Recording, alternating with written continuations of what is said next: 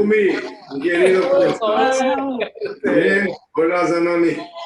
Qué sorpresa, Raúl, ¿cómo estás?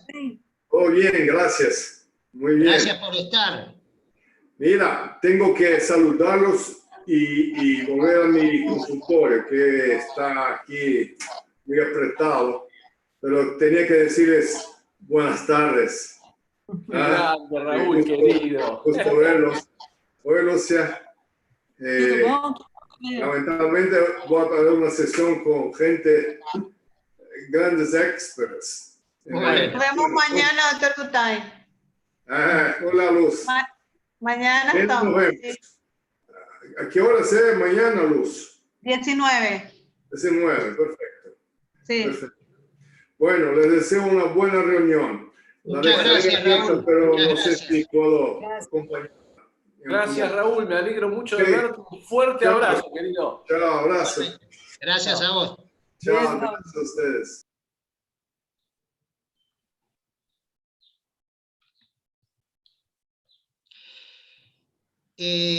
Son 17:07. ¿Quieren que comencemos? Me parece prudente. Ya tenemos Sí, entonces, podemos empezar, Liz. Sí, doctor, ya estamos transmitiendo, pueden empezar. Correcto. Bueno, muy buenas tardes para todos. Soy el doctor Luis Zanoni, presidente actual de la Sociedad Argentina de Coloproctología, y tengo el gusto, en nombre de la Sociedad Argentina de Coloproctología, de la Asociación Latinoamericana de Coloproctología, presentar este evento en el que agradecemos también al doctor Raúl Cutay, que recién se hizo presente, a la comisión directiva de ALAP, por confiar en la organización de estos eventos, la colaboración también que recibimos en la difusión del mismo y la posibilidad de utilizar la plataforma de ALAP en esta situación, de esta fecha. También quiero agradecer a la doctora Luz Céspedes, presidente de la Sociedad Paraguaya de Coloproctología, su secretaria, Liz, a la comisión directiva, por también colaborar activamente en la organización de este evento. Hoy me toca presentar entonces el tema de la conferencia, va a ser Neuroestimulación Sacra, experiencia en Latinoamérica.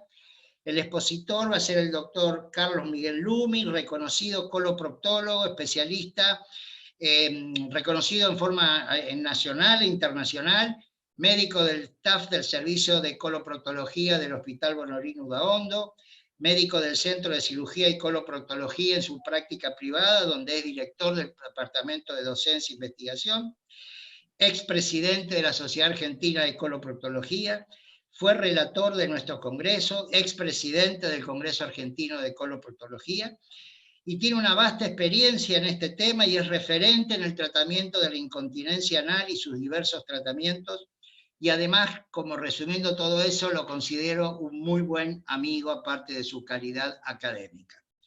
Entre los invitados, como comentadores, el gusto de recibir a la doctora Lucía Oliveira, de Brasil, de Río, que es especialista en cirugía general, cirugía digestiva y cirugía colorectal, tiene hecho un posgrado en la Cleveland Clinic, tiene experiencia en publicaciones y trabaja en fisiología del piso pelviano y activa participación en diferentes sociedades científicas, ha participado en innumerables eventos nuestros y congresos y jornadas de nuestra sociedad, en la Sociedad Brasilera de Coloproctología, es miembro de ALAP y es miembro de la Sociedad Americana de Cirujanos de Estados Unidos. El doctor Diego Estefanía, que es especialista en coloproctología, especialista en cirugía general y miembro del staff del Servicio de Coloproctología del Hospital Británico de Buenos Aires, de Capital Federal, es docente de la Unidad Hospitalaria del Hospital Británico, miembro de la Sociedad Argentina de Coloproctología y también es el más joven, está haciendo su experiencia en patología del piso pelviano y en tema de neuromodulación. Así que es un placer recibirlos y es un placer presentar al amigo y querido Negrito Lumi. Dejamos la charla y todo el escenario para vos. Bueno, Luis, muchas gracias por la presentación, muchas gracias, sobre todo por la manifestación y la expresión de afecto, que es lo que más tiene peso en esta vida. Le agradezco a la Sociedad de Coloproctología de Argentina que me haya elegido para representar frente a la Asociación Latinoamericana a nuestro país en esta charla de neuromodulación sacra, y entonces, por lo tanto, también le agradezco a la Asociación Latinoamericana, a Raúl Cutay y a la comisión que me hayan dado este lugar, a Luz Céspedes desde la Sociedad también de Paraguay. Así que, y es un placer además compartirlo con, lástima que no está Gonzalo todavía, ojalá pudiera venir, pero compartirlo con Lucía y con Diego, con quienes me une no solo la proctología y con Lucía una intensa amistad. Bien, dedicándonos ahora a la experiencia latinoamericana, es interesante saber que la neuromodulación sacra para el tratamiento de la incontinencia anal, a lo cual me voy a referir, ha tomado un papel preponderante y en crecimiento continuo desde su primera aplicación. Escuchábamos hace poco al doctor Klaus Matzel, y ya por las publicaciones, que esta terapéutica nació en Estados Unidos, en la Universidad de California, con el doctor Emil Tanago, que es un urólogo y que puso en 1981 el primer neuromodulador para tratar trastornos urinarios, y que coincidentemente mejoró y hubo alguna manifestación también en la esfera proctológica, y fue entonces el doctor Klaus Matzel el que, interesado en este tema, comenzó con la neuromodulación. Neuromodulación que, cuando hablamos de ella, indirectamente estamos hablando de una patología devastadora para el ser humano, que es la incontinencia anal. Una patología que está subdiagnosticada por varias razones y que tiene un efecto de devastación y genera en el paciente aislamiento, depresión, pérdida laboral, pérdida de las relaciones humanas, es decir, afecta enormemente su calidad de vida. Calidad de vida que siempre tratamos de que el paciente recupere con los tratamientos para la incontinencia anal, y en este caso con la neuromodulación. Pero si pensamos en cuál es su causa, bueno, la más habitual es la obstétrica, prevalece la causa obstétrica. Fíjense que aproximadamente el 65, a veces más, a veces menos, 65% de los partos vaginales, depende de la serie que consulten, van a presentar injuria del aparato esfinteriano. Y que estos defectos permanecen ocultos en aproximadamente entre un 20 hasta un 40% de los casos, que luego lo vamos a ver más adelante a través de la manifestación clínica de este defecto esfinteriano, que no siempre es inmediatamente al daño obstétrico, y que lo vamos a corroborar con la ecografía esfintérica. Pero hablando todavía aún más de las generalidades de la incontinencia y del impacto que genera en el paciente, es tal que existe una situación de vergüenza por presentar incontinencia. A veces algunos pacientes piensan que algún grado de incontinencia es normal. Si no, fíjense ustedes cuando le interrogan a un paciente y le dicen: usted elimina gases, pero ¿se le escapan los gases? Así nomás, le preguntan, y el paciente, en vez de responderles con un no rotundo, como responderían a una respuesta, a una pregunta más evidente, a veces se quedan pensando y dicen: en realidad yo creo que... Ella no les da vergüenza decir que sí, que se le han escapado gases, y algunos lo toman como que es normal que se les escape. Y no es así, no es así.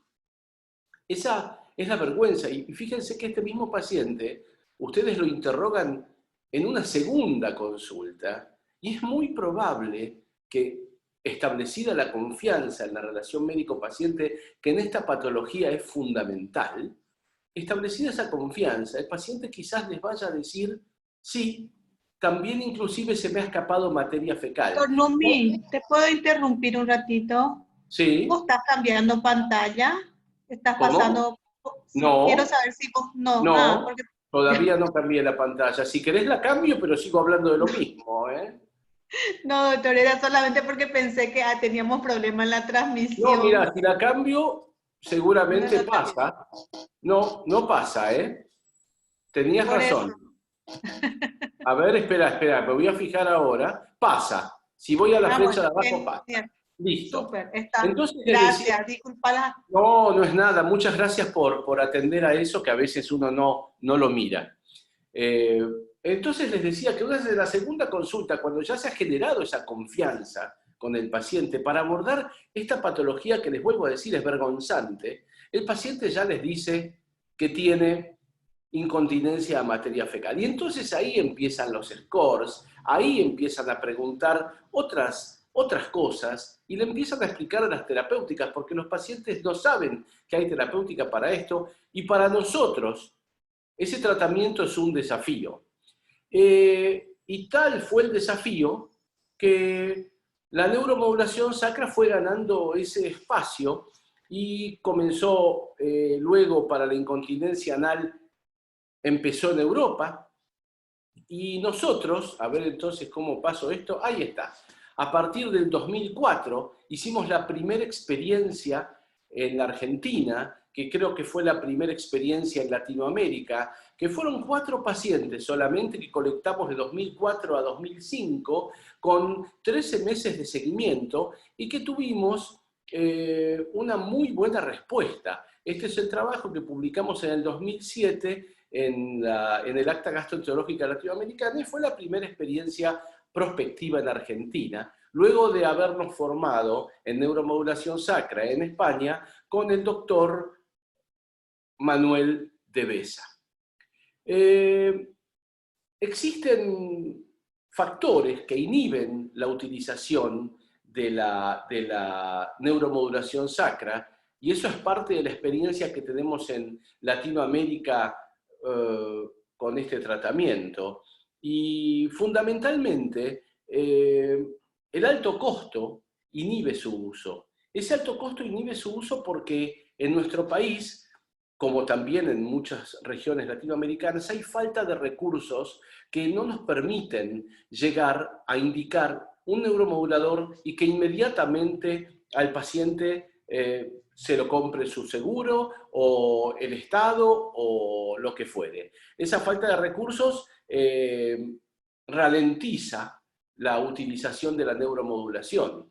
El paciente tiene que estar conforme y tiene que conocer la neuromodulación, y no es un tratamiento tan habitual ni tan frecuente. Entonces a veces le cuesta dar su conformidad para llevarlo adelante, y a su vez tiene mucho que ver la cultura social y la educación que tiene ese paciente, porque tiene que comprender una cantidad de cosas para poder recibir este tratamiento. A la luz de estos desafíos, porque es algo desafiante la neuromodulación sacra, fue que junto con Lucía Oliveira y Gonzalo Hagerman y otros coloproctólogos latinoamericanos, estando a la cabeza el doctor Steven Wexner, se llamó a una reunión de consenso latinoamericano en febrero de 2016, y de ahí sale esta experiencia latinoamericana, que nos reunimos en Bogotá, en Colombia, con un propósito. El propósito era discutir las indicaciones de la neuromodulación sacra y cuáles eran las dificultades para la utilización de la misma, y todo eso en cirujanos que realizaban neuromodulación sacra en Latinoamérica. Porque, como les dije, esto fue en febrero de 2016, Y la neuromodulación la comenzamos en Argentina en el 2004. Es decir,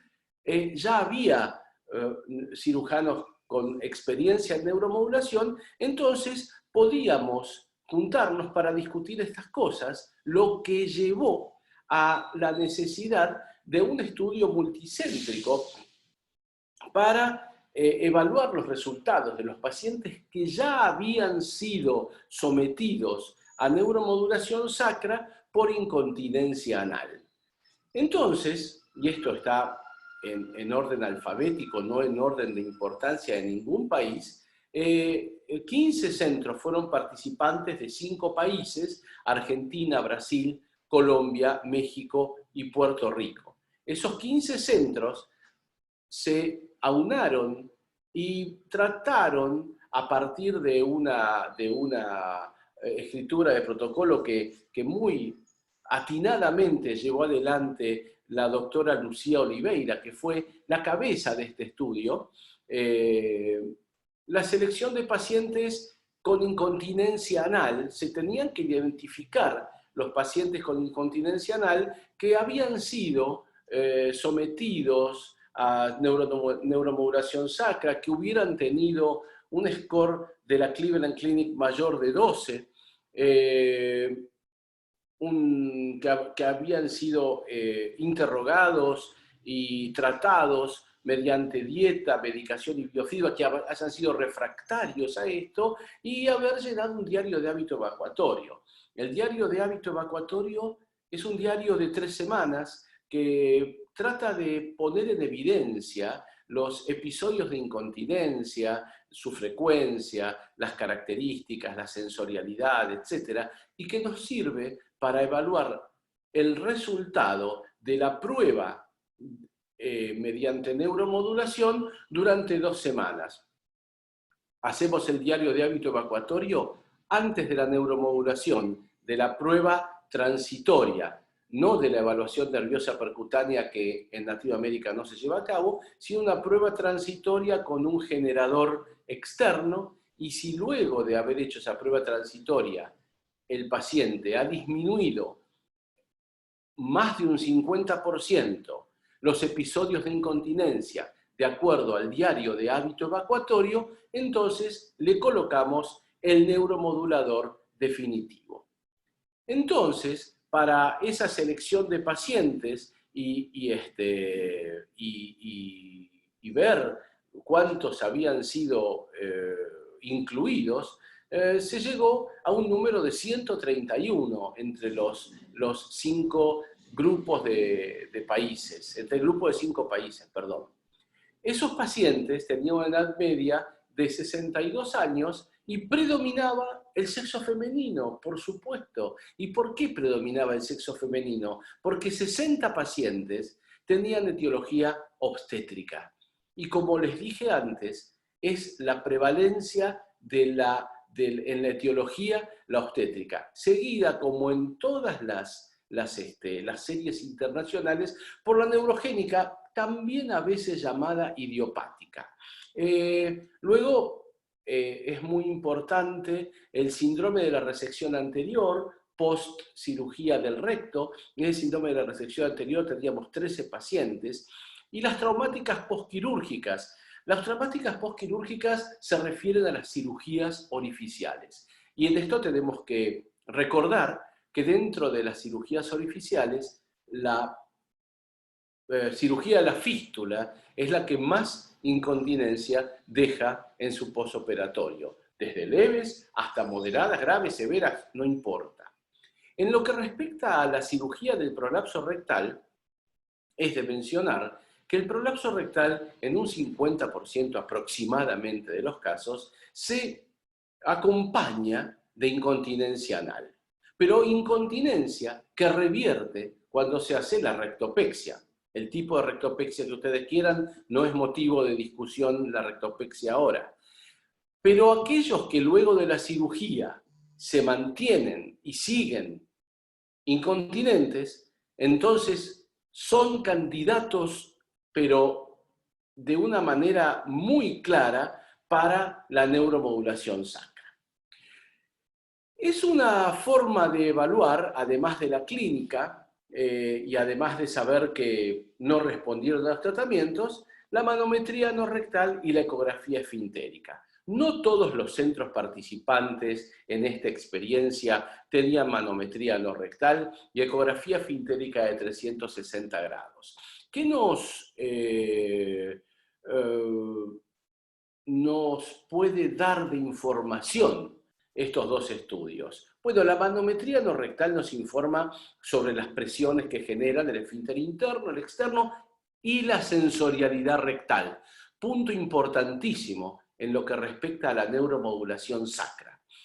Y la ecografía esfintérica nos habla de la indemnidad anatómica que por supuesto, al haber un daño esfintérico obstétrico, como les comenté previamente, en más del 60% de los casos, y como también les dije que entre un 20 y un 40 se manifiestan años después del parto, esa ecografía nos va a demostrar el daño anatómico del esfínter anal interno o externo. Y al comienzo de la neuromodulación, esta estaba indicada cuando la ecografía esfintérica mostraba que no había daño o que había un daño reparado. Hoy ha cambiado la indicación y la neuromodulación sacra puede indicarse en daño esfintérico hasta 120 grados. En cuanto a la manometría no rectal, ¿sirve o no sirve? Podemos discutirlo, es algo muy interesante. Ya les voy a mostrar un chart en el cual la manometría no rectal hasta casi uno la puede obviar. Pero bueno, creo que es un punto importante a tener en cuenta, y cuando había pacientes que tenían una hipotonía muy severa esfinteriana y que hacían sospechar que podía ser neurogénica la incontinencia, porque había un esfínter normal, también se indicó la neuromodulación sacra en estos enfermos, aunque pensábamos que eran neurogénicos. Y con esto me lleva a pensar en la evaluación del tiempo de latencia motora y sensitiva del nervio pudendo a través de la estimulación con el electrodo de Saint-Marx, que hicimos tantísimas de esas evaluaciones y que en un momento pensábamos que tenía un valor predictivo para el resultado de la neuromodulación o para el resultado de las esfinteroplastias inclusive. Y eso ya no es necesario hacerlo, porque no tiene ningún valor más que para determinar si ese problema que tiene el paciente, esa incontinencia, es por una causa miopática o neuropática, pero no es un valor predictivo de éxito la evaluación neurofisiológica. ¿Qué encontramos en la manometría anorrectal en los pacientes que se evaluaron? La presión de reposo, que era la correspondiente al esfínter anal interno, estaba disminuida. Asimismo, la presión de contracción voluntaria, que corresponde al esfínter anal externo, comparte también del pubo rectal, dado a que su estructura muscular es similar en ambos fascículos musculares, estaba también disminuida. Es decir, presión de contracción voluntaria y presión de reposo involuntaria, ambas afectadas. Pero entrando ya en la técnica o en la táctica de la cirugía, tenemos que decir que en este trabajo, que vuelvo a decir, Lucía Oliveira llevó adelante en forma impecable, todos los cirujanos debían tener el mismo entrenamiento desde el punto de vista práctico y teórico. Ya les dije que la evaluación de los nervios percutáneos en Latinoamérica no está disponible, por lo tanto, lo que se hace es colocar directamente el electrodo a través del foramen S3 y con un generador externo evaluar durante 15 días la respuesta. A veces, esta respuesta también puede evaluarse con el diario de continencia durante 3 semanas. Punto 1. ¿Anestesia local o anestesia general?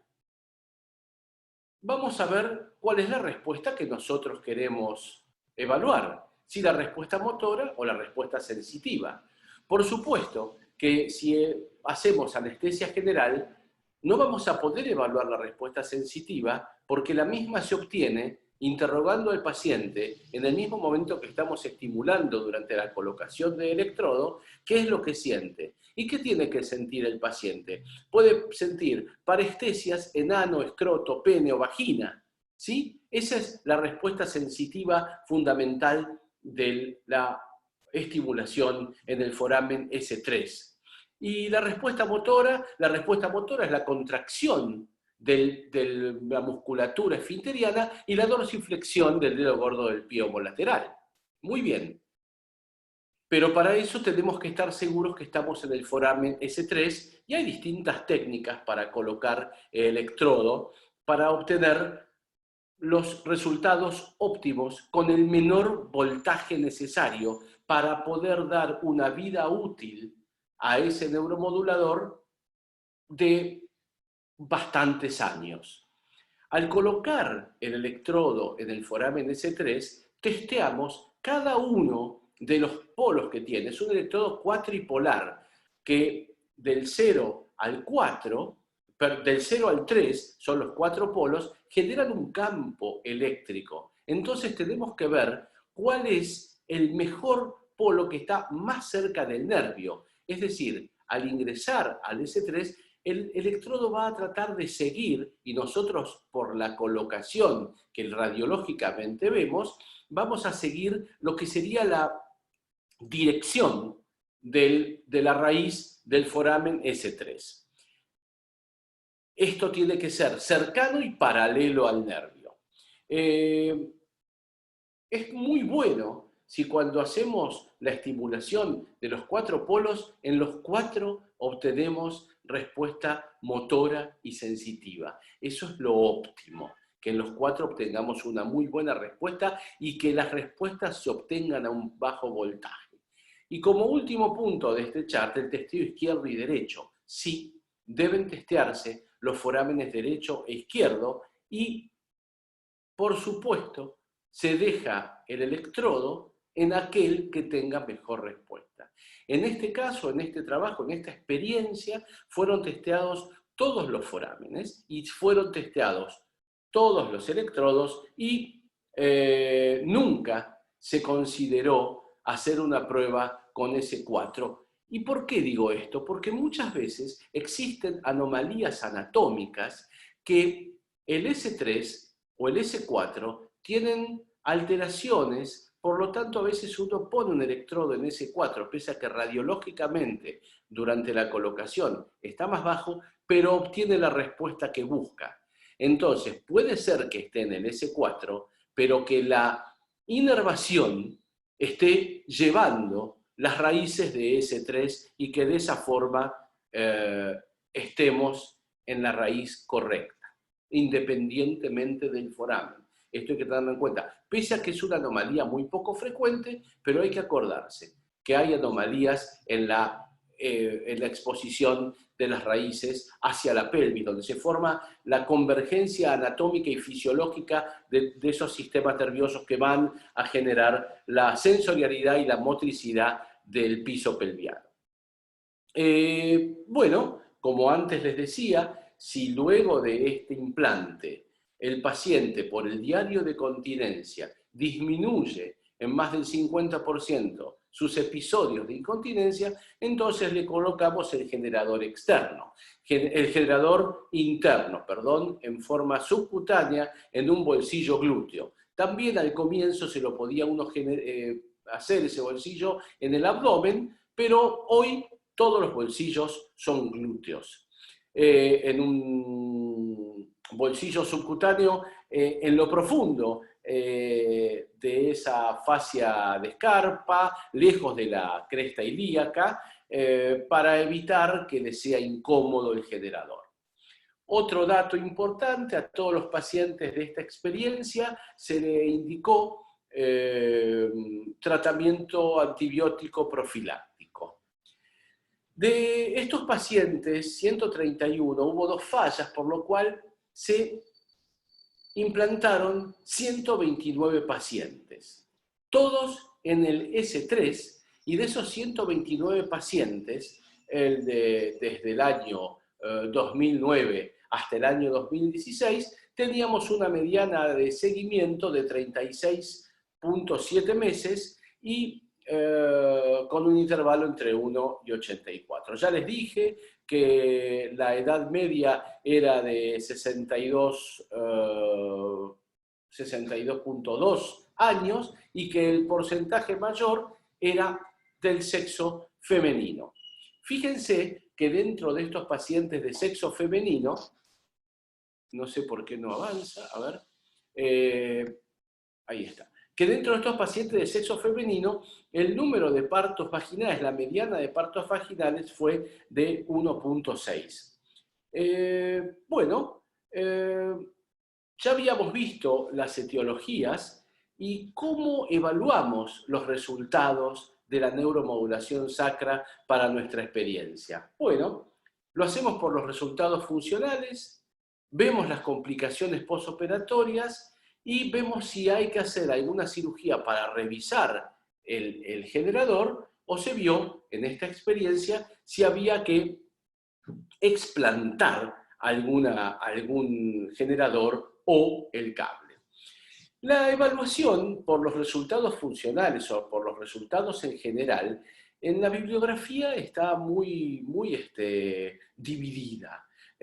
Algunos lo hacen a través del score de Wexner, otros lo hacen a partir de los episodios semanales de incontinencia. Es decir, no hay aún una unificación, ya lo vamos a ver más adelante, en cómo comparar los resultados. Entonces esto hace muy difícil a veces llevar adelante un estudio uniforme para poder decir, bueno, todos lo evaluamos de la siguiente forma. Las complicaciones postoperatorias que hemos tenido en esta primera etapa son comparables a todas las complicaciones que están publicadas en Estados Unidos, en Canadá. Tenemos una infección que son 5 pacientes solamente. Eso hace que haya sido un 3,8% de infección, y el total de complicaciones entre infección, desplazamiento, dolor, malfunción y hematoma llegó a un porcentaje del 14,7%. La tasa de explantes nuestra es relativamente baja, que es del 2,2%. Y esta tasa de explantes puede ser que haya sido, como así también se compara junto con la tasa de éxito, que fue alta para nosotros, con una mejoría significativa en los pacientes de un 90%, en la buena indicación y en la buena técnica para poner el neuromodulador. Los explantes se debieron a infección y a dolor persistente. Y en cuanto a lo que respecta el éxito, lo podemos hacer a través de la medición del score de incontinencia de la Cleveland Clinic, que nuestro score previo era de 15.9 más menos 2,98, y post-neuromodulación bajó a 5.2 más menos 3.92. Esto realmente habla de una muy buena respuesta con el tiempo de seguimiento que les mostré previamente, de un éxito comparable a las series mundiales. Y fíjense, si lo hacemos por los episodios semanales de incontinencia, de 79% bajaron los episodios a un 5,4% y la urgencia bajó a un 20% en la fase del test. Esto quiere decir que la neuromodulación sacra es realmente una terapéutica muy, muy buena para la incontinencia anal. Y quería comparar, como les dije, las complicaciones iniciales y las complicaciones alejadas con distintos trabajos, sobre todo el de Hull del 2013, muy interesante, y el de Matz, el de 2011, que lo dividen en complicaciones iniciales y alejadas. Y dentro de las iniciales, bueno, estamos en las mismas: dolor en el sitio de implantación e infección. Y la otra es la migración, que nosotros, sobre todo, hemos tenido dolor e infección. Y en lo que respecta a la manometría, y este era el punto que les quería comentar cuando hablaba de la manometría, si era importante o no, Michelsen en el año 2006 dice que no encontró cambios significativos en la presión de reposo y la contracción voluntaria pre y post neuromodulación, pero sí, y por eso hice hincapié en la sensorialidad rectal que la manometría evalúa, porque muchas veces esos rectos pueden tener alteraciones en la sensorialidad y la neuromodulación sacra modifica. He tenido la oportunidad de hacer manometría durante la neuromodulación y la estimulación con contracción voluntaria no modificaba prácticamente en el mismo momento de la prueba transitoria el trazado manométrico. Pero sí es muy importante la sensorialidad, porque la sensorialidad se recupera, y al recuperar la sensorialidad se recupera mucho mejor la función esfinteriana. Y esto no solo ocurre con la modulación, la neuromodulación sacra, sino que también ocurre cuando hacemos una esfinteroplastia y que el paciente, al recuperar el anillo anal esfintérico, mejora, sí, muchas veces la sensorialidad, y eso es lo que lleva a una disminución en la urgencia evacuatoria y a una disminución de la incontinencia. Y en lo que respecta a la medición de los resultados, fíjense esta lista de grandes autores, en los cuales está Michelsen recién nombrado, Uludag, Altomare, que es del grupo italiano de neuromodulación sacra, con unas series importantes, y la forma de evaluar lo hacen por los movimientos diarios intestinales, por el cuestionario de calidad de vida, o por el Cleveland Clinic Score, o por el Fecal Incontinence Quality of Life. Es decir, no hay una unificación en la evaluación de los resultados para poder sacar una conclusión válida y fuerte sobre la neuromodulación sacra, pese a que todos estos resultados son desde ya muy buenos. Y ya les digo, una vez que nos pongamos de acuerdo, si es por frecuencia de episodios mensuales, semanales, si es por score de incontinencia o calidad de vida, vamos a obtener un panorama mucho más claro. Esta es todas las cosas que hemos visto en esta primera serie latinoamericana de neuromodulación sacra, en la cual la mejoría de los síntomas fue en el 90% y resultados comparables con las series mundiales, y además una baja tasa de explante, lo que nos llevó a pensar y nos lleva a asegurar y a publicar, como lo hemos hecho, que es efectiva para mejorar síntomas y calidad de vida, que es segura, que no solo tiene efecto a los esfínteres, ya que trabaja en la sensorialidad rectal, y cuando tenemos un test positivo al implantar, es altamente predictivo de que el resultado del implante permanente va a ser realmente bueno. Esta experiencia fue presentada en el Techniques in Coloproctology y es muy interesante. Ustedes tienen acceso de leerla, porque pone a Latinoamérica en un lugar importante en lo que respecta a las terapéuticas de la neuromodulación de la incontinencia a través de la neuromodulación sacra, que muchas veces somos relegados, y Lucía Oliveira sabe muy bien lo que costó que la publicación se haga en el Techniques, porque no fue fácil publicar este trabajo, pese a que es un trabajo de altísimo valor. Hay un punto importante que tenemos que mencionar, que debo mencionar, ¿qué pasa con los costos de la neuromodulación? Y eso es importante para Latinoamérica. Y una gestión rentable, ¿qué hace? Una gestión rentable compara costos en salud con el tipo de intervención que se hace para obtener mejores resultados en los recursos o con los recursos sanitarios más baratos. Y si ustedes ven la neuromodulación parecería ser un tratamiento muy caro, pero es altamente rentable, ya que tiene poca morbilidad y la selección adecuada del paciente permite obtener una eficacia óptima, pero una eficacia óptima en el transcurso del tiempo, y en ese transcurso del tiempo el gasto que genera un paciente incontinente en lo que respecta a la utilización de pañales, a los tratamientos alternativos, a la utilización de drogas antiperistálticas, a la pérdida de su trabajo, a la terapéutica psicológica, le garantizan que la neuromodulación sacra en el tiempo y en muy poco tiempo llega a disminuir costos, equiparar los costos con un tratamiento no neuromodulación y a veces ser de menor costo. Por eso es muy importante la correcta indicación y la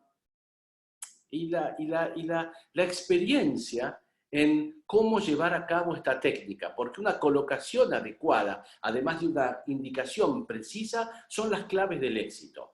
En nuestra América Latina, la decisión de la neuromodulación está basada en la decisión clínica, sobre todo porque hay muchos lugares que no tienen manometría y no tienen ecografía 360 y 3D. Entonces la decisión clínica a través de los scores y del diario de continencia es fundamental para poder indicar la neuromodulación. El uso de antibióticos, como les dije, es importante para disminuir las infecciones. ¿Qué pasa con este estudio? Bueno, es un estudio que busca la experiencia y es limitado, porque nuestra experiencia es de naturaleza retrospectiva y no es randomizada, pero es reproducible con la puntuación de los scores de la Cleveland Clinic de Florida. Y además, todos los cirujanos fueron entrenados, por lo tanto, es muy importante esta experiencia. Otro de las debilidades que tiene este trabajo, y está bien mencionarla, es que no todos los pacientes fueron evaluados en calidad de vida en el post-neuromodulación sacra con el formulario de calidad de vida. Pero su calidad de vida desde lo subjetivo sí cambió. Y quiero decirles entonces que experiencia es una palabra que tiene muchos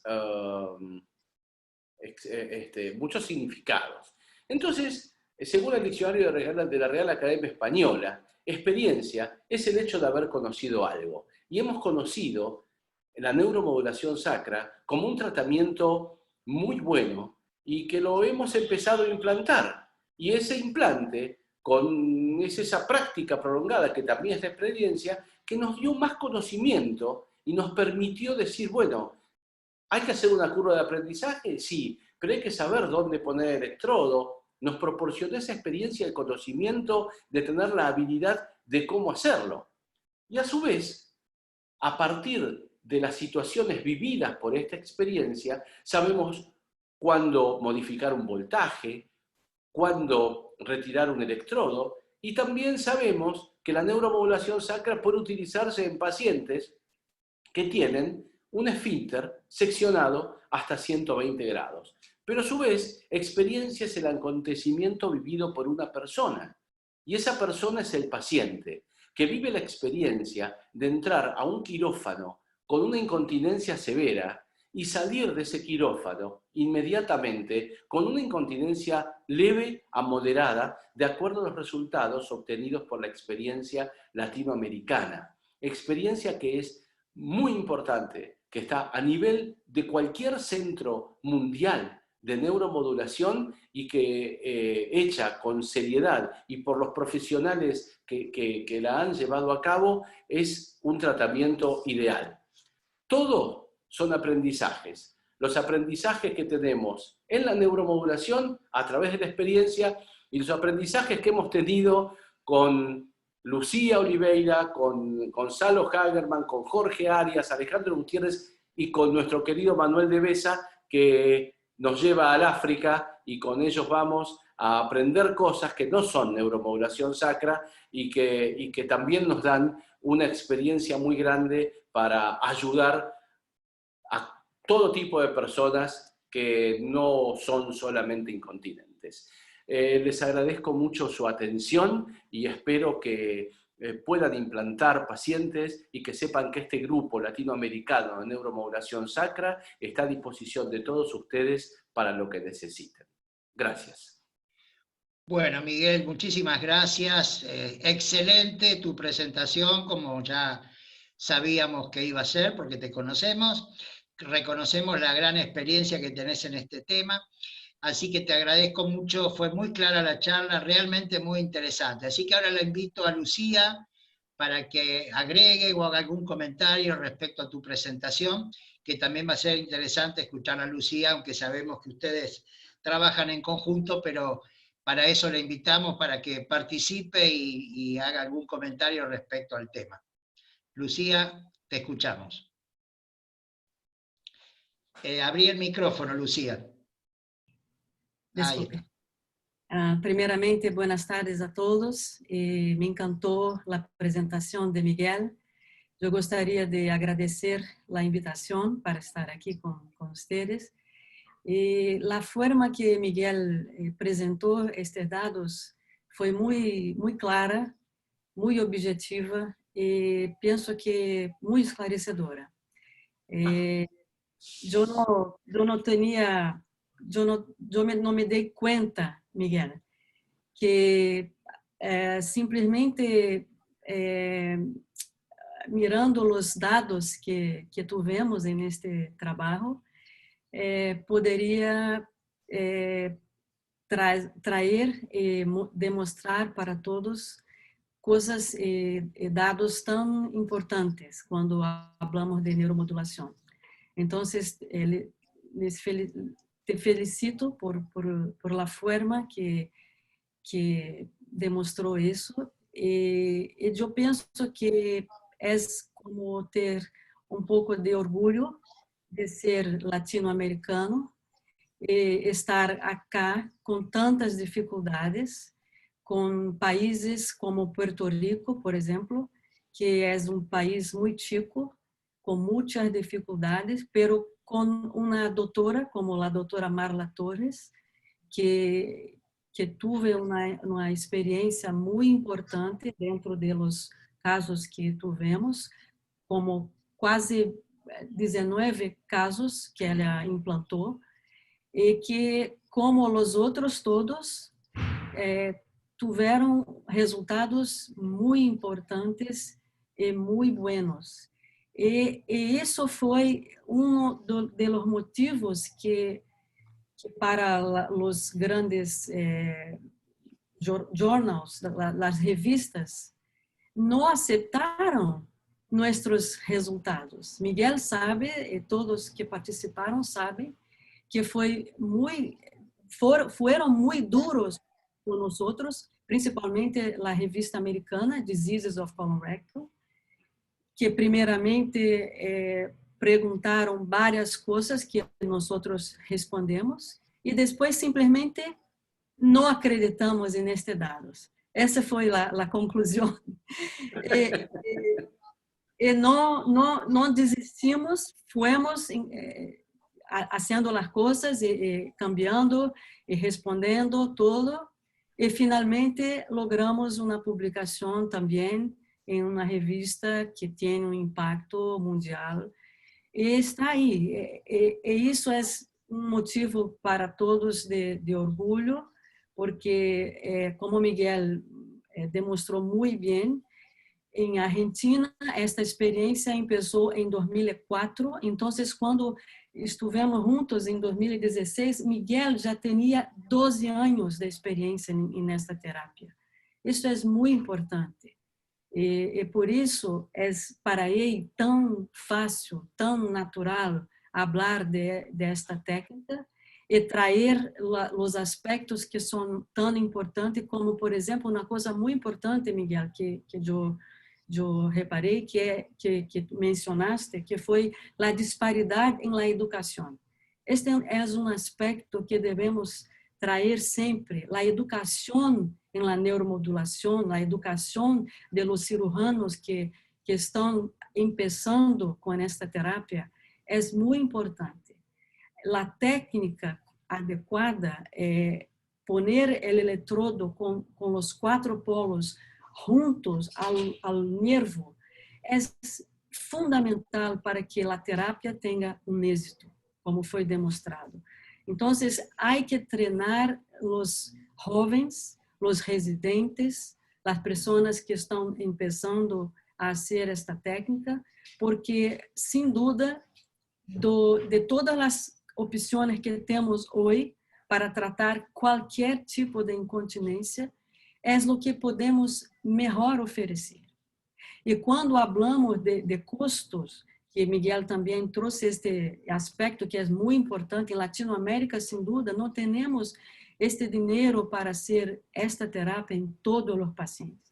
Então, temos que selecionar bem este caso, isto é muito importante, pero quando miramos os resultados a largo prazo, e se ponemos a conta de quanto os pacientes estão gastando com medicações, com fraldas, com dispositivos para incontinência, e quando há também infecções urinárias que são traídas por la incontinência fecal, esse custo vai muito arriba. Então, a largo prazo, a terapia é custo-benefício. Tem custo-benefício. Então, penso que foi muito interessante, Miguel. Mais uma vez, te felicito, porque para todos os 63 que estavam aí, escutando, abordou todos os aspectos e penso que foi muito lindo a charla. Muchas gracias, Lucía. De nada. Pasamos al doctor Diego Estefanía. Diego, si por favor querés hacer algún comentario respecto a la charla del doctor Miguel Lumi, por favor. Bien, buenas tardes. Bueno, en primer lugar quería agradecer la invitación para participar en este evento. Quería felicitar al doctor Lumi por, como siempre, una excelente charla, y también es un placer siempre escuchar a la doctora Lucía Oliveira. Yo creo que el doctor y la doctora hablaron con mucha insistencia de la educación hacia los médicos que estamos, por ejemplo, yo que estoy empezando dentro de la patología de piso pelviano y estoy comenzando también mi experiencia con la neuromodulación, y creo que también es fundamental la educación a los pacientes. La difusión de que la incontinencia fecal existe, que no es una vergüenza, y que la gente tiene que consultar, ¿sí? Y es la única forma que nosotros vamos a encontrar a estos pacientes, no solamente para neuromodularlos, sino para que estos pacientes encuentren una solución a su problema, ¿sí? De mi poca experiencia que tengo de los pacientes neuromodulados, la felicidad, como también lo había dicho el doctor Lumi, de los pacientes cuando entran en un quirófano incontinente y salen con un problema resuelto. Tengo un paciente neuromodulado que es un paciente joven que había nacido con un ano imperforado, había tenido varias cirugías, y a los 18 años consulta por una incontinencia. Y ya mismo en la etapa de prueba del neuromodulador, el paciente me dijo: es la primera vez que siento ganas de ir al baño. Y con una sonrisa me lo dijo. Y yo creo que así como encontremos pacientes para neuromodular, quizás encontramos, mediante la educación de la población, pacientes para hacer biofeedback, pacientes para que modifiquen sus dietas, sus hábitos evacuatorios. Yo creo que es fundamental que, así como hacemos prevención de cáncer de colon, yo creo que es fundamental también educar a la población para poder resolver esto, y muchas veces esto está escondido, ¿sí? Y nosotros tenemos cifras de prevalencia de incontinencia fecal, y que sabemos, los que estamos haciendo esto, que no son datos reales. ¿Por qué? Porque la gente no consulta. ¿Por qué? Por vergüenza, por cultura, y porque quizás consideran que, bueno, yo soy más grande, y bueno, mi mamá era incontinente, mi abuelita era incontinente, y yo también tengo que ser incontinente. Y yo creo que mediante la educación vamos a poder cambiar eso. Muchas gracias, Diego. Bueno, yo quería agregar, Miguel, realmente producto de esta charla es realmente impactante en algunos aspectos. Para los que somos un poco más grandes, yo recuerdo, no recuerdo la fecha, pero sí tengo muy presente la primera vez que vino Manuel de Besa y que nos invitaron un sábado a la mañana a Otamendi, que hizo la implantación. Creo que acá fue la primer mecanismo de prótesis para incontinencia. Fue cuando pusimos el primer esfínter artificial con El Manuel. esfínter artificial que lo colocó Manuel, y si no me equivoco, vos eras el ayudante de la cirugía. Sí, con Manuel. El primer esfínter de Latinoamérica lo pusimos acá. No recuerdo el año, pero me acuerdo que fue un sábado a la mañana en el Sanatorio Otamendi. Y ahora ha sido hace más de 20 años, en el 90 y pico, sí. Sí. Entonces, el recuerdo de ese implante, de ese esfínter artificial, a lo que ustedes están mostrando hoy, tanto Lucía, la experiencia del grupo que están trabajando en Latinoamérica, realmente es impactante ver cómo se han ampliado las indicaciones a tal punto de que para el dolor anorrectal, para un montón yo recuerdo haber tenido algún paciente con un dolor inespecífico hace muchos años que no había manera de resolver el problema, estudiado por neurocirugía, con todos los estudios, con todo, y no había manera de resolver el problema. Por lo que veo hay muy poca experiencia, porque es poca la casuística, pero si yo no me equivoco, vos y tu grupo en el 2016 presentaron un trabajo con 33 o 35 casos, de los cuales había solo 2 o 3 de dolor anorrectal, o 4, y veo que es poco frecuente, pero también puede dar una solución. Así que yo creo que desde el momento en que se difunda, se trabaje en grupo y se trabaje con trabajos multicéntricos, incluyendo un número mayor de pacientes y con un entrenamiento y con las indicaciones precisas, en algún momento esto va a tener que ser, no es comparable, pero como una ley de ostomizados, para que de alguna manera el Estado pueda brindarle a los pacientes que realmente necesiten un implante de un neuromodulador sacro, que se pueda de alguna manera lograr que el Estado pueda en algún momento reconocer. Y la forma de lograr esto para el bienestar de muchos pacientes que sufren y que socialmente están con gravísimos problemas para su vida diaria, se puedan resolver, porque por lo que veo los resultados son realmente sorprendentes, con altísimo porcentaje de franca mejoría. Sí, es así. Yo quiero hacer, en primer lugar, quiero agradecerles a Lucía y a Diego sus comentarios. Y han hecho 2 comentarios, uno cada uno, muy interesantes en lo que respecta a la educación. Lucía lo enfocó por la educación médica y Diego por la educación al paciente. Ambas cosas. Es cierto. Pero hay un punto muy importante, que es mencionado por ellos, que el médico, nosotros tenemos que enseñarle a los clínicos y a los gastroenterólogos y a muchos proctólogos también, que tienen que interrogar sobre la continencia. Que dentro del interrogatorio tienen que preguntar, a usted se le escapan los gases o la materia fecal y todos se van a sorprender. Todos. El paciente, porque un médico se lo pregunta, y entonces ahí está la educación al paciente que decía Diego, y el médico preguntando, que es lo que decía Lucía, que hay que explicar al médico, no solo la técnica, sino pregunte, tome el tiempo. Quizás la vorágine de la medicina hoy nos lleva al poco tiempo.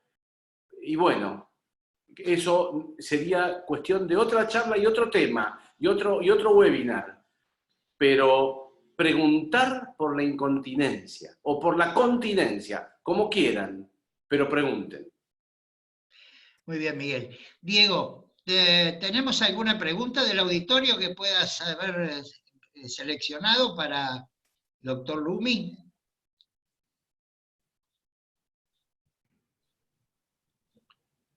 Acá veo una, por lo menos. ¿Me escuchás, Diego? Yo no la puedo abrir. Estás muteado. Perdón, estaba muteado. Esta pregunta es de Ingrid Melo. La voy a leer. Un paciente ostomizado por un trauma pélvico con lesión esfinteriana. ¿Cómo es la preparación del mismo? ¿Debe necesariamente ser restituido antes de implantar el neuromodulador?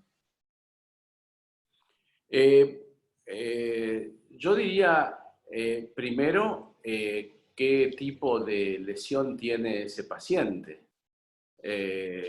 Si tiene una lesión mayor de 120 grados, tiene que ser reparado.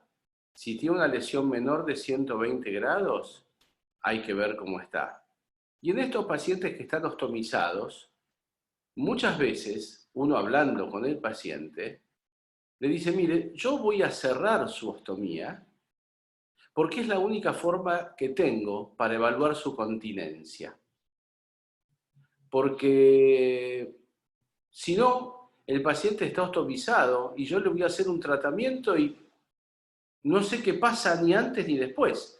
Tengo que cerrar su ostomía, reconstruir su tránsito, ver qué tipo de incontinencia tiene y de acuerdo a eso, obrar. Pero el paciente tiene que saber que puede ser incontinente. Eso es lo que yo pienso. Muy bien. No hay más preguntas, Diego. ¿Qué dice Lucía? Lucía, quiero escucharte. Eu penso que nesses casos é importante corrigir a anatomia antes. E parece, Ingrid, que o paciente já foi corrigido. Então, está ostomizado. Que fazer? Cerrar a ostomia ou fazer a neuromodulação? Eu cerraria a colostomia e vamos tentar ver como será o resultado, porque muitas vezes a incontinência ocorre por muitos fatores. Há uma associação de fatores.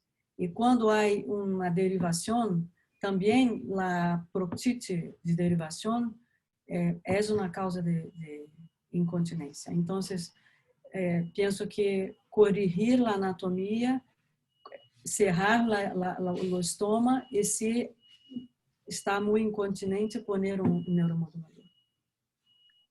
Perfecto. Muy bien, Lucía, gracias. No hay más preguntas en el chat, ¿no, Diego? No veo que se hayan agregado preguntas.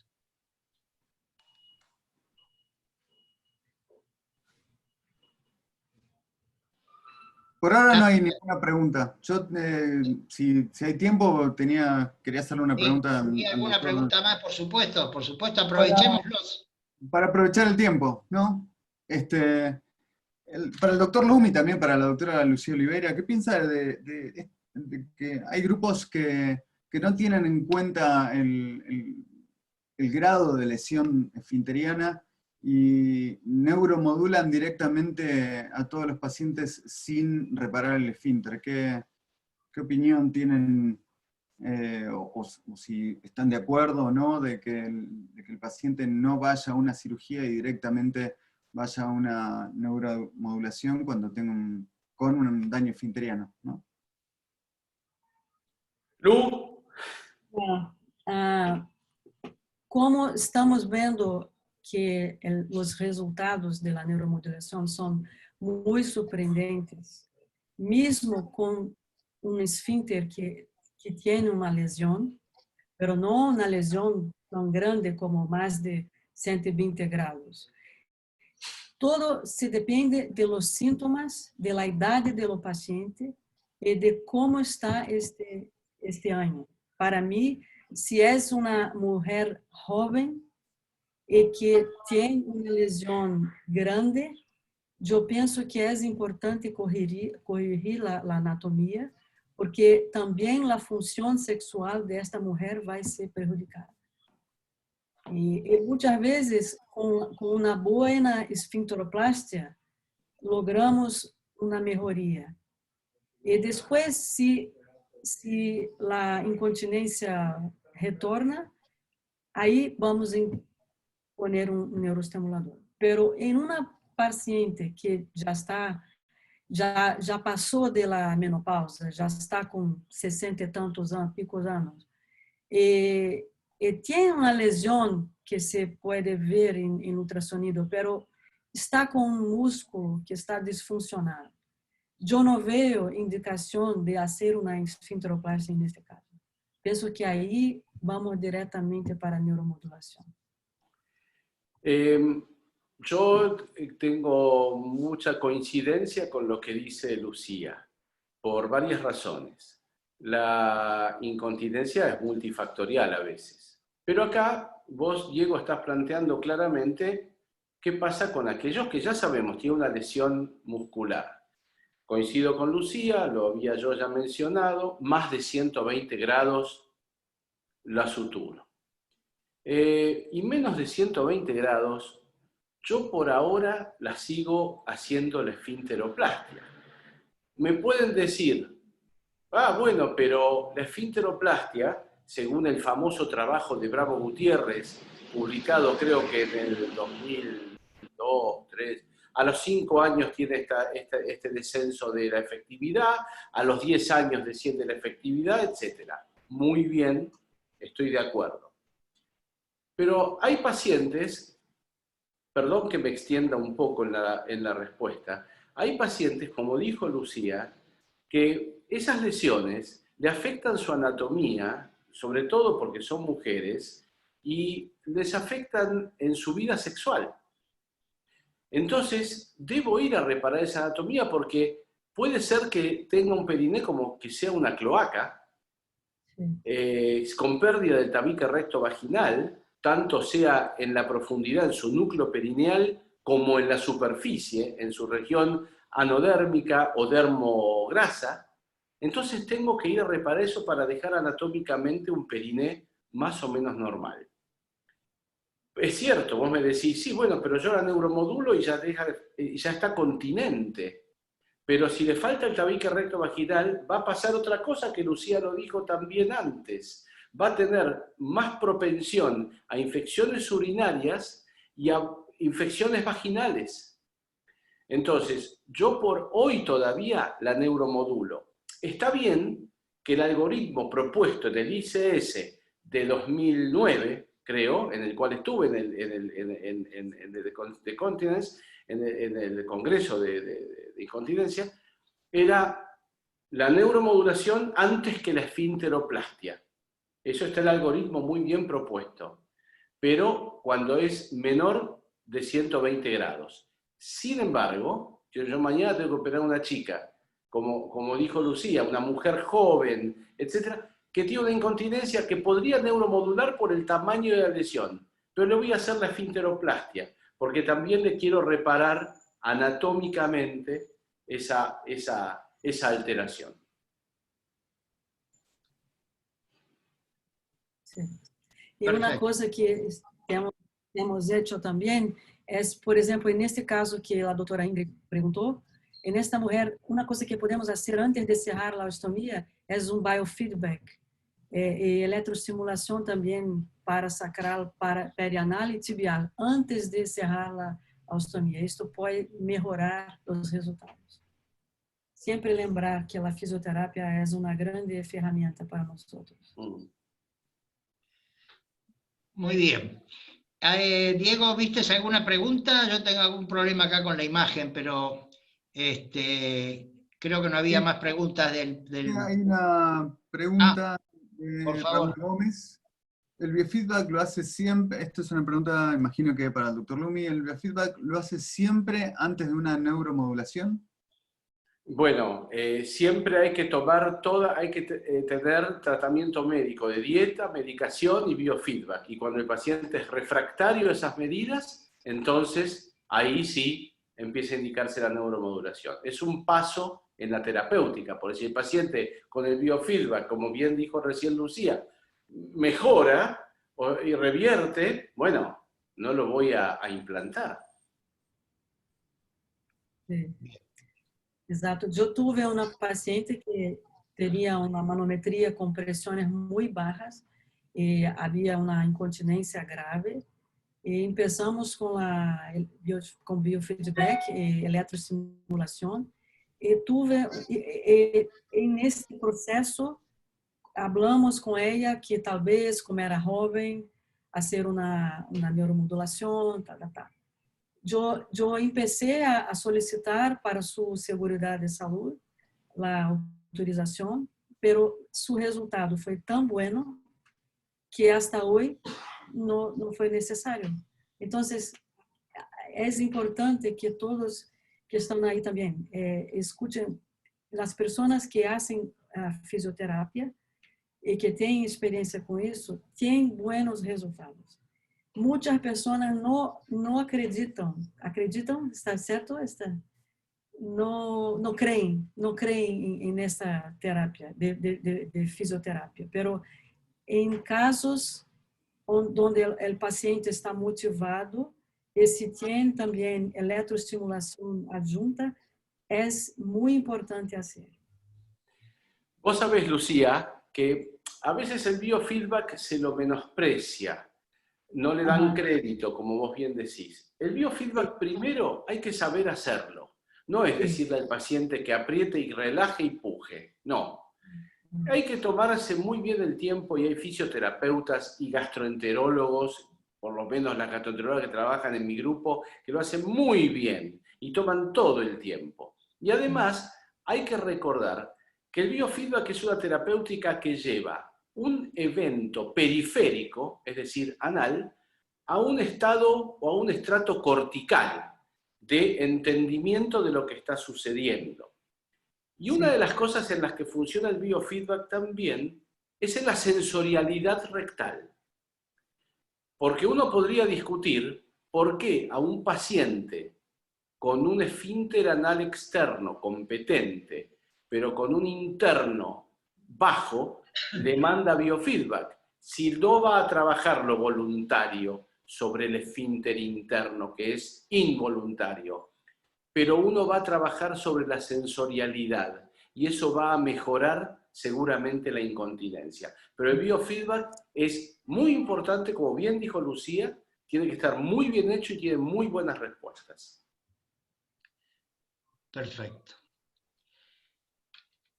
¿Alguna pregunta más, Diego, que tengas? Otra pregunta del Raúl Gómez. ¿Cuánto tiempo de reposo o tipo de reposo, actividad física, entre paréntesis, indica al paciente luego de la colocación del implante? Luego del neuromodulador, ¿definitivo o transitorio? Imagino que está preguntando por el definitivo. Definitivo, supongo.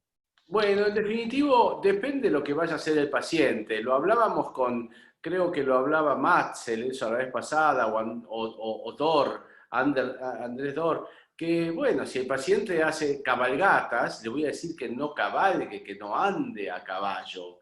Si hace motocross, le voy a decir que no. Pero si el paciente no hace, esto está relacionado con los deportes de impacto. Porque el deporte de impacto puede generar una migración del electrodo. No necesita hacer reposo, puede caminar, ir, venir, andar, pero que no haga nada que genere impacto pelviano. Bien. E para a fase de prueba, é importante não fazer movimentos de extensão da coluna.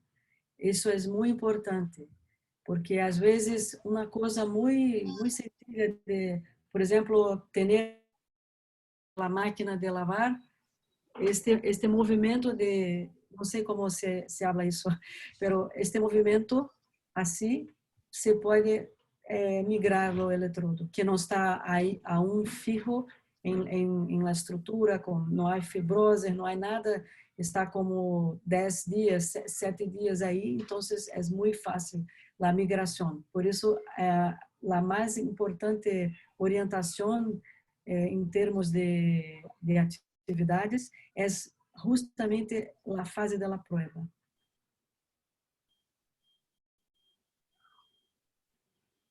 Bien, hay un comentario de Ingrid Melo, dice, es muy bueno oír esa conducta de tratar de hacer esfinteroplastia y obvio feedback antes de la neuromodulación, pues pareciera que debemos ir a este último primero. Gracias, doctora Lumi y Lucía.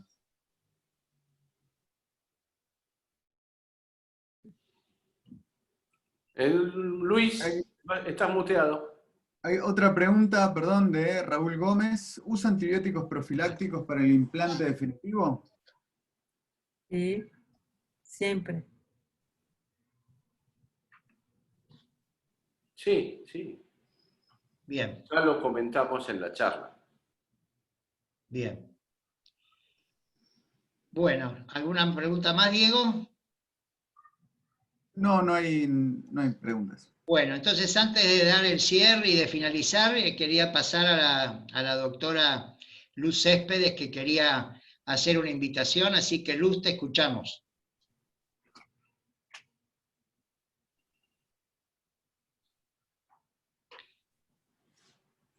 Estás muteada, Luz. Hola, Ahora sí. ¿me escuchan? Sí, está una pequeña interrupción de conexión.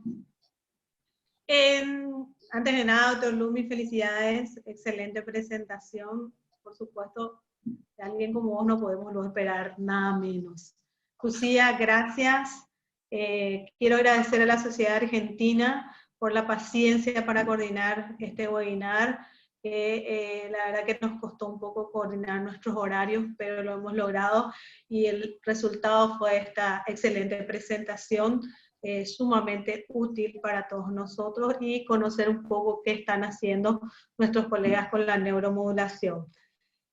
Hoy quiero hacerles una invitación para el día de mañana, es 29 de octubre, nuevos paradigmas en el tratamiento de las urgencias diverticulares. Esto es en el concepto de las jornadas aniversarios de la Sociedad Paraguaya de Cirugía, donde la Sociedad Paraguaya de Coloproctología hará el cierre final y estará como anfitrión nuestro el doctor Raúl Cutay.